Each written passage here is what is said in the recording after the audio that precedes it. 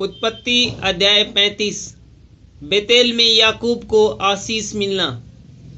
तब परमेश्वर ने याकूब से कहा, यहाँ से निकलकर बेतेल को जा और वहीं रह और वहाँ परमेश्वर के लिए वेदी बना, जिसने तुझे उस समय दर्शन दिया जब तू अपने भाई एसाव के डर से भागा जाता था।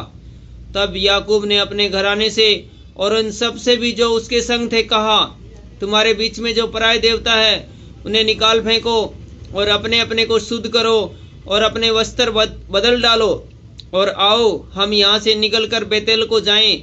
वहाँ मैं परमेश्वर के लिए एक वेदी बनाऊंगा, जिसने संकट के दिन मेरी सुन ली और जिस मार्ग से मैं चलता था उसमें मेरे संग रहा। इसलिए जितने पराये देवता उसके पास थे और जितने कुंडल उसके कानों में थे, उन सबों को उसने याकूब को दिया और उसने उनको उस बांज वृक्ष के नीचे जो शेकेम के पास है गाड़ दिया।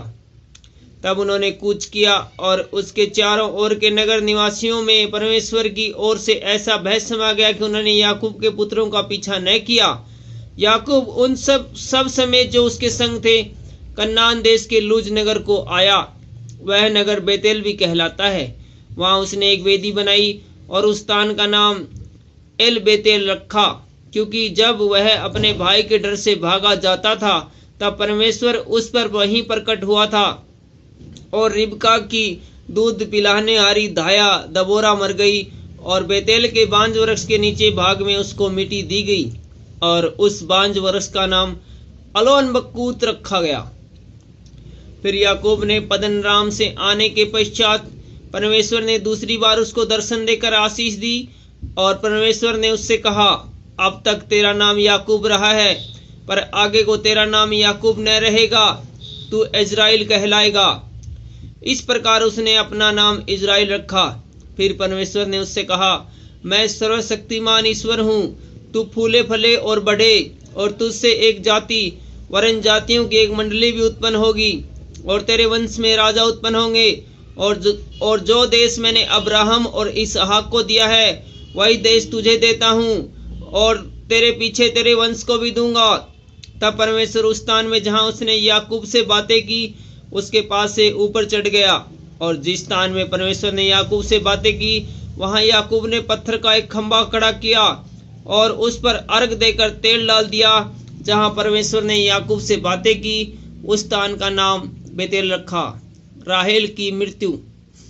फिर उन्होंने बेतेल से कूच किया और एप्राता थोड़ी ही दूर रह गया था कि राहेल को बच्चा जनने की बड़ी पीड़ा उठने लगी।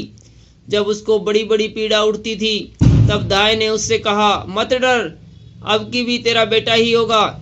तब ऐसा हुआ कि वह मर गई और प्राण निकलते निकलते उसने उस बेटे का नाम बेनोनी रखा, पर उसके पिता ने उसका नाम बिन्यामीन रखा। यूं राहेल मर गई और एप्राता अर्थात बेतलहम के मार्ग में उसको मिट्टी दी गई। याकूब ने उसकी कब्र पर एक खंभा खड़ा किया। राहेल की कब्र का वह खंभा आज तक बना है।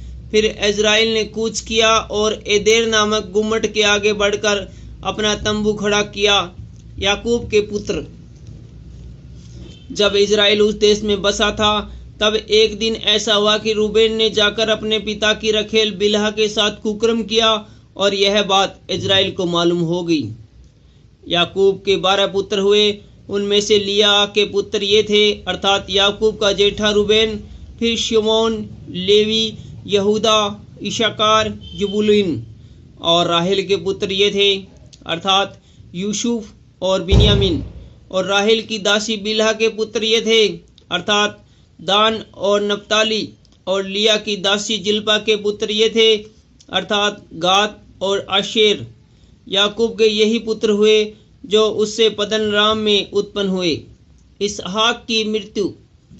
याकूब ममरे में जो करियात अरबा अर्थात हेब्रोन है, जहां अब्राहम और इसहाक परदेशी होकर रहे थे, अपने पिता इसहाक के पास आया।